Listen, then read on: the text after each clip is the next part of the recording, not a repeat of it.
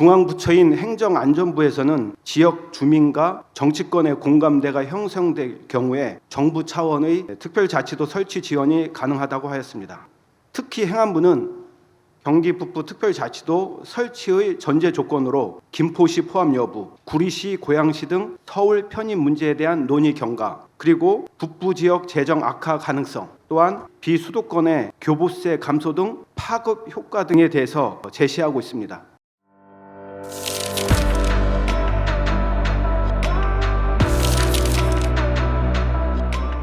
지사님께서는 경기 북부 특별자치도 추진을 핵심 공약으로 제시하였고 추진단을 구성하여 활동하고 있습니다. 그러나 중앙부처와 국회의 반응은 여전히 싸늘하게 그지없습니다. 중앙부처인 행정안전부에서는 지역 주민과 정치권의 공감대가 형성될 경우에 정부 차원의 특별자치도 설치 지원이 가능하다고 하였습니다. 그러나 명확한 관할구역, 경기 북부 재정 지원 및 비수도권 상생 방안 등에 대한 경기도 차원의 구체적인 계획 수립이 필요하다는 입장입니다. 특히 행안부는 경기 북부 특별자치도 설치의 전제 조건으로 김포시 포함 여부, 구리시, 고양시 등 서울 편입 문제에 대한 논의 경과, 그리고 북부 지역 재정 악화 가능성, 또한 비수도권의 교부세 감소 등 파급 효과 등에 대해서 제시하고 있습니다.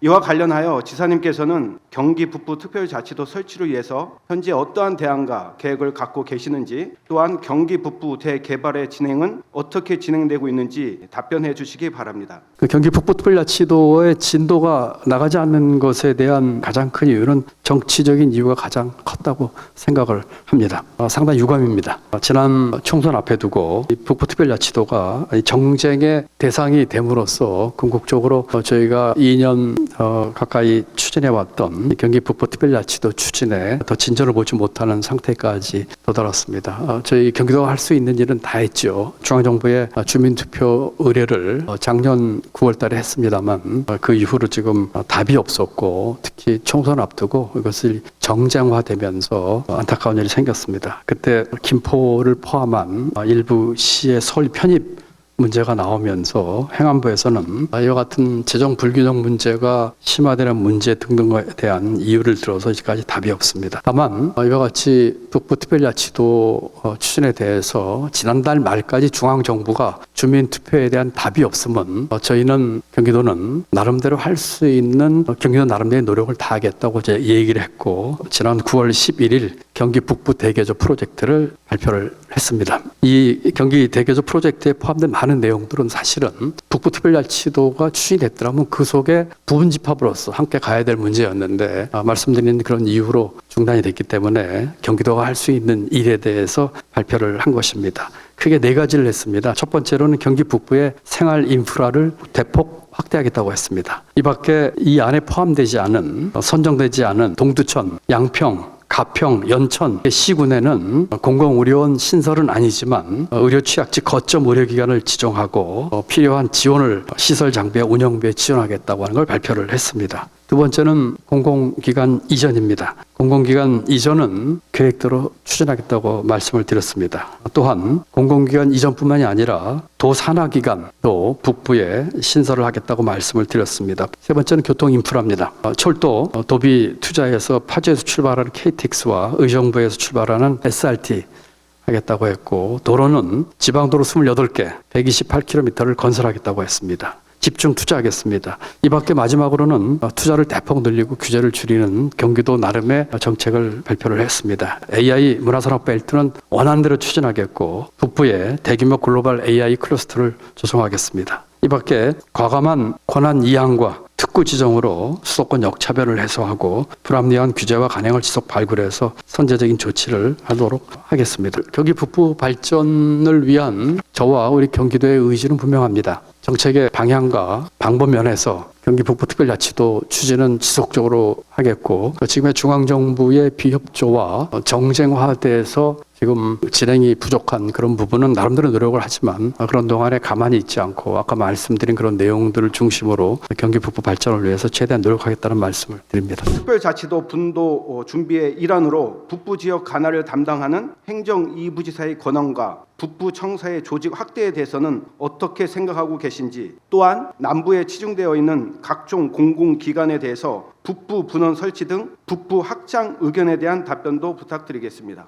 행정 2부지사의 권한과 북부청사의 조직 확대에 대해 향후 북부청에서 수행할 확대되는 사무에 대한 분석을 통해 종합적으로 검토하겠습니다. 공공기관의 북부분원 설치 등 북부 확장에 대한 의견은 적극 추진할 계획이라는 말씀을 드립니다. 본 의원이 발의한 경기 북부 특별자치도 설치 및 경기 북부 발전 기금 조성 및 운영 조례가 시행된 이후에 아직 기금 조성이 되지 않은 것으로 알고 있습니다. 향후 기금 조성 및 활용 방안에 대한 계획이 있으시면 그에 따른 답변도 해주시기 바랍니다. 경기 북부 특별자치도 설치와 연계한 북부 발전을 위하여 기금 조성 등 경기 북부의 재정 보전 방안 확보의 필요성에는 깊이 공감합니다. 다만 경기도 지방 세수의 감소 상황, 지역 균형 발전 특별회계 및 도민 환원 기금 등을 통해 북부 저발전 지역에 지원이 되고 있는 점 등을 고려하여 신중하게 접근해야 될 것으로 판단됩니다. 경기 북부 특자도 설치 및 북부 발전 기금 조성 및 운영 조례에 따라 기금의 조성 시기 및 규모, 운영 방안 등에 대하여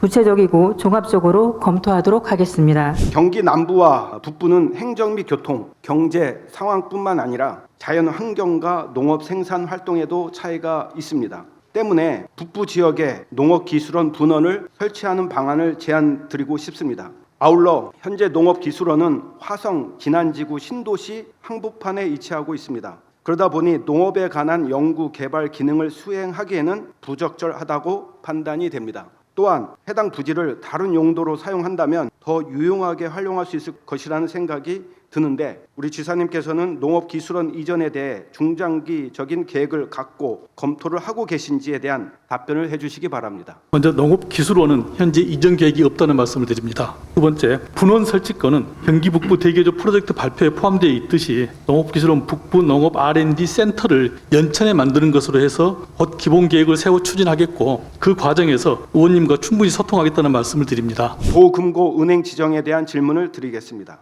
금고 지정을 희망하는 금융기관에서 입찰 시 출원하거나 지원하고자 제시하는 예산으로 협력 사업비가 있습니다. 그런데 2023년도 결산검사에서 지적한 바와 같이 39조 7천억 원 규모의 경기도 일반 회계 및 특별 회계 예산을 관리하는 도금고의 협력 사업비 총액이 1,010억 원에 불과하며 이는 수도권 지역에서 가장 낮은 수준입니다. 도금고 은행 계약이 내년 3월 말로 만료를 앞두고 있고 올해 12월에 도금고 은행을 다시 지정하게 되는데 지사님께서는 협력 사업비 확대를 위하여 어떠한 방안을 갖고 계신지에 대한 답변도 해주시기 바랍니다. 도금고 지정 시 협력 사업비는 경쟁 입찰에 참여하는 금융기관이 제시하는 금액에 따라 결정되며 협력 사업비 규모를 강제할 수는 없습니다. 다만 직전 금고 지정 대비 기준 금리 인상 등 금융 환경 개선 및 입찰 금융기관 간 경쟁이 예상됨에 따라 협력 사업비가 증가할 것으로 기대되며 이후 금고 지정 심의위원회에서 도 예산 규모와 서울, 인천 등 타 시도 수준을 고려하여 심의하도록 하겠습니다. 현재 전국 선사박물관 입구 초입에는 다른 건물이 들어있어서 시야를 가리고 박물관 진입과 차량 주차에도 애로사항이 많습니다. 이를 해결하기 위해서 박물관 앞 건물 부지 매입을 추진하고 훼손된 미관을 정비하고 진입로 및 주차 문제를 해결해 줄 것을 요청드리는 한편 매입 후 그 일부 부지에는 선사박물관 부설연구소 또는 독립연구소로 문화 변동 등에 따른 고고학 연구와 환경 파괴로 지구의 기후와 환경이 급속히 변화하는 시대를 의미하는 인류세를 융합한 전문 연구기관 설립을 제안하고자 합니다. 이에 대한 지사님의 답변을 부탁드리겠습니다. 그간 전국 선사박물관 진입로 인근 민간 시설로 인해 관람객 안전 및 경관 훼손대에 문제가 있어 왔습니다. 지난 2018년 진입로 부지 활용 방안 연구 용역을 추진한 바 있습니다.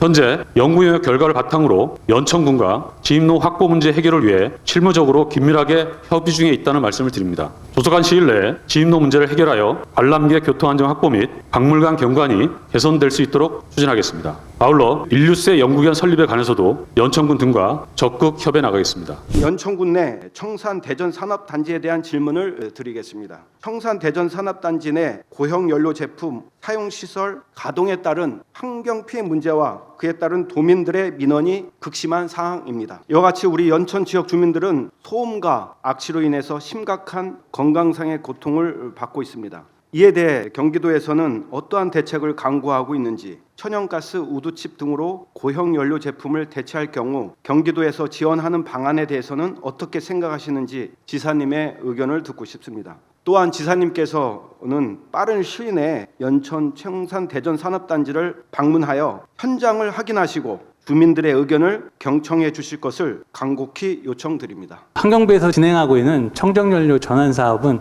잘 아시겠지만 SRF가 대상이 아닙니다. 인천군에서도 이것을 LNG 청정연료로 전환하기 위해서는 1,200억 정도를 추산할 정도로 이렇게 많은 재원이 들어가는 사업이기 때문에 다각적인 검토가 필요한 것 같습니다. 그래서 경기도에서도 격일, 거의 매일 청산대전 산단에 대해서는 환경 영향의 피해에 대해서 굉장히 관심을 갖고 관찰하고 있습니다. 연천군에서는 환경 영향 조사를 좀 실시하고 있습니다. 여기에 연천군에만 맡기지 않고 경기도가 적극적으로 이 조사에 참여를 해서 이 부분에 대한 결과를 저희가 확보를 하고 환경부도 이 부분에 대한 부분은 인식을 하고 있기 때문에 그 결과에 따라서 잘 협의를 해가지고 좋은 결과가 날 수 있도록 연천과 긴밀히 협의해서 좋은 결론을 내도록 하겠습니다. 현재 우리나라와 경기도 곳곳에서 의료 대란을 겪고 있는 것은 모두가 아는 사실입니다. 현재 경기도에서는 연천군 보건의료원에 의사 7명과 간호사 6명에 대한 의료인력 인건비로 연간 10억 원 수준의 예산을 지원하고 있습니다.